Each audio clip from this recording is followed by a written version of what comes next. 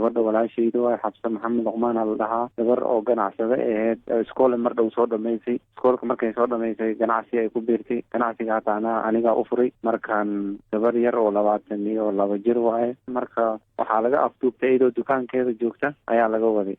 gabar ayaa waday dukaankay ka waday, waxay tiri meel gabar oo maaragtay maraan gadaal ka wareysanay oo ganacsi waxba kala dhaxeeyeen aa waday meel Kayoole la dhahay geysay, weligeeda aysan tagin. meesha markay geysay xilli oo waxay ahayd oo maqrib salaada la gaaray, salaaday tukanayna dhahday, salaadii tukatay ayadoo salaadii tukan aysan ka bixin oo sujuud ku jirta ayaa laba nin oo rag ayaa u imaaday, wayna qabteen ay dhahday. duuntay qabteen, afkay maaragtay waxyaalihii oo meeshii ku yaalay oo maaragtay oo qashinka ay afku u aruuriyeen, way ceejiyeen, hataa waa dhiman gaaray dhahday.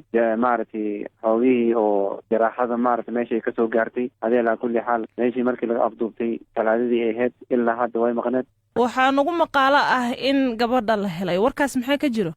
gabadha waa la helay, saakana lasoo helay. waxaa laga helay meel oo maaragtay xaafada Kayoole meel kamid ah, ayadoo guri ku jirto. raggii oo afduubteen markii oo baadagoob lagu qabtay ayaa meesha ka xarreen. gabadhana waxay isdareentay in maaragtay uusan qof la joogin, way qaylisay. jiiraankii ayaa maqlay, jiiraankii ayaa u imaaday. markaan albaabkii quful muusan saarnayn waa laga furay, waa laga soo bixiyey. markaasaa markay kasoo saareen ay booliista u geeyeen. sidee lagu helay gabadha? gabadhii dawladda baadagoob ay ku jirtay, raggii waxaa ka dambeeyey daba ordaysay, way isceersanaayeen. laakiin maadaama ay gabadha guri ay ku xirneed aan la garanaynin, ayadoo guri ku jirtay maaragtay intaasoo beri joogtay, ay isdareentay inay keligeeda ay tahay, uusan maaragtay xarig ku xiran yahay oona uusan qofna la joogin. 5 beri ay meesha ku jirteen aysan waxba cunin. waa tahay si guud marka helitaankeeda ayaa gacan ka geystay? si guud waxaa ka geystay dawladda oo maaragtay Kenya ka geystay. marka gabadha la helay jirkeeda wax dhaawacyo ah ma ka muuqdeen?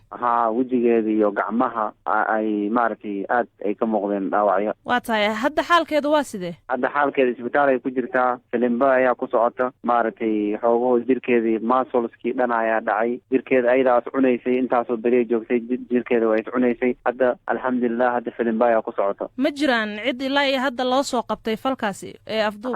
cid way jiraan, cid loo soo qabtay. kuwana maaragtay oo gacan haddana weli laguma dhigin, laakiin inay maaragtay maanta iyo xalay dhan waa la daba ordaayay. marka qaar laga haayaa jirta, waana la ogyahay waxay falka galay. dawladda way ka warqabtaa, wayna soo qabanaysaa. hadda xaggee wax marayaan? hadda walaahi meesha waxay meesha marayaan. hadda waxay loo taagan tahay waxaa waye gabadha isbitaal ay ku jirtaa, anigana isbitaalkaan joognaa. meesha maaragtay aan gabadha iskaga daaweynahayna. qorshihiina marka muxuu yahay? qorshaheena waxaa waye dawladda waxaan ka dalbanaynaa in maaragtay nimankii oo falkan galeen inay maaragtay oo gabadha xaqeeda ay naga soo maaragtay.